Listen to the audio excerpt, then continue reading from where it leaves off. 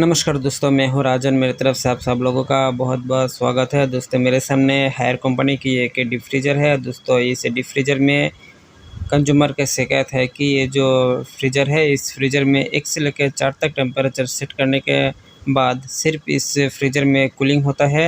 ये जो रेफ्रिजरेटर है उस तरीके के कूलिंग करता है, पर इसमें फ्रीजिंग नहीं होता है। तो दोस्तों कंज्यूमर की और एक शिकायत है, जब वो 5 से लेकर 7 तक इसी टेम्परेचर सेट करता है तो उसमें फ्रीजिंग होता है और अच्छे तरीके से फ्रिज चलता है। और एक शिकायत है कि दोस्तों ये जो अलार्म की लाइट होती है, अलार्म की लाइट वो कभी-कभी जलती है और कभी-कभी बंद होती है। तो दोस्तों देखिए, ये जो सारे प्रॉब्लम है, सारे समस्या है, इसी को लेके आज मैं आप लोगों के सामने बात करूंगा और सारे जो डाउट भी आप लोगों के सामने क्लियर करने का कोशिश करूंगा। तो दोस्तों उम्मीद है कि ये वीडियो आप लोगों के पास काफ़ी अच्छा लगेगा।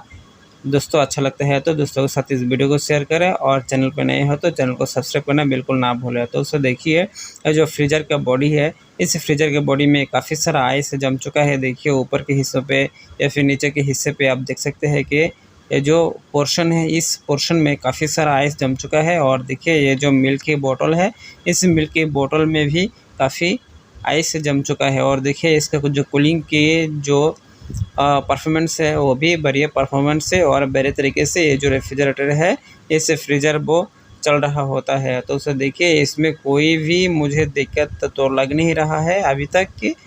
तो उसे देखिए इस रेफ्रिजरेटर में क्या दिक्कत है और टेम्परेचर किस तरीके से सेट करता है और जो अलार्म की लाइट होती है, आज मैं सारे डाउट आप लोगों के सामने क्लियर करूंगा। तो दोस्तों आइए एक एक करके जानते हैं। दोस्तों इस रेफ्रिजरेटर में, इस फ्रीज़र में टेम्परेचर किस तरीके से सेट करते हैं और जो अलार्म की लाइट होती है, अलार्म की लाइट कब कब जलती है और कब जलने से आपको क्या समझना चाहिए कि और ये किस तरीके से काम करती है। अगर वो काम करता है तो किस तरीके से करता है, अगर जलता है तो क्या दिक्कत है या और क्या दिक्कत नहीं है।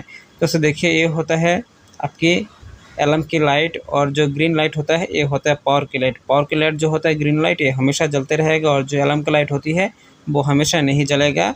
और जब जलेगा वो लॉन्ग टाइम रिपीटेडली जलता रहेगा, तो उसमें दिक्कत आ गया है, इस तरीके से समझना पड़ेगा। तो उससे देखिए जो टेम्परेचर सेट करने का तरीका होता है, अगर 1 से लेकर आप 4 तक इसमें टेम्परेचर सेट करते हैं तो ये रेफ्रिजरेटर की तरह काम करेगा। जैसे आप देख सकते हैं 1 से लेकर 2 या 3 4 तक इस पे लिखा गया है, इंडिकेट किया गया है कि दोस्तों ये रेफ्रिजरेटर है। तो दोस्तों देखिए 1 से लेकर 4 तक आप इस फ्रीज़र को रेफ्रिजरेटर के तौर पे इस्तेमाल कर पाएंगे। और आप चाहते हो तो इस फ्रीज़र को आप फ्रीज़र में भी कन्वर्ट कर सकते हैं। वो दोस्तों कैसे, आप 5 से लेकर 6-7 देते हैं तो ये आपके फ्रीज़र में कन्वर्ट हो जाएगा और काफ़ी आइस जमना शुरू हो जाएगा। अगर आप 5 में देते हैं तो भी ठीक है, और ज़्यादा सामान है, ये हेवी लोड है, तो आप जाके 6-7 तक आप उसमें इस फ्रीज़र में आप टेम्परेचर दे सकते हैं।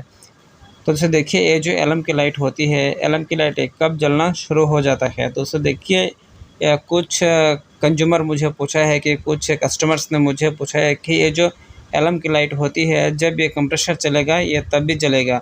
दोस्तों ये ऐसे नहीं है कि ये जो रेफ्रिजरेटर, इस रेफ्रिजरेटर में इस तरीके के काम नहीं करता है।